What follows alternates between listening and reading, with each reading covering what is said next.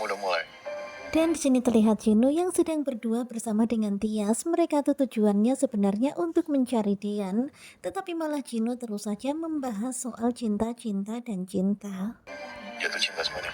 Kemudian melihat Tias yang begitu sangat mengkhawatirkan Dian, Jino pun jadi rada-rada penasaran apakah Tias sudah jatuh cinta pada Dian. Apa iya? Dan tentu saja di dalam hati Tias tuh langsung jadi mikir ya, apa benar sih dia tuh udah jatuh cinta sama Dian?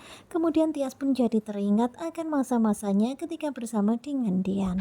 Rasa takut kehilangan Mas Karena Dian. memang di sini Tias tuh sangat takut kalau sampai kehilangan Dian. Apalagi pada waktu kebakaran sebelumnya, benar-benar Tias sangat takut kalau sampai Dian gak selamat. Aku mau tonjol.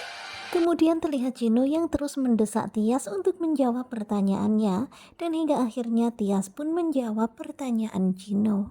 Aku emang Kemudian perlahan Tias mengatakan kalau aku emang titik. udah mulai. Ouch. Aku memang udah mulai, tetapi tiba-tiba sesuatu muncul yang mengagetkan Jino. Ya nggak tahu juga ya apa yang lewat tadi di belakangnya Jino membuat Jino jadi bertindak seperti itu. Aku nggak dengar kamu bilang apa? Padahal tadi tuh Tia sudah mulai mau menjawab kalau sebenarnya dia sudah mulai titik-titik itu sebenarnya udah mulai mencintai Dian. Tetapi pada akhirnya Tias nggak jadi mengulang kata-kata itu. Karena Tias berpikir kalau dia nggak perlu mengulangi apa yang tadi dia bilang karena seharusnya Jino tahu perasaannya dari gelagatnya Tias yang sekarang ini mengkhawatirkan Dian.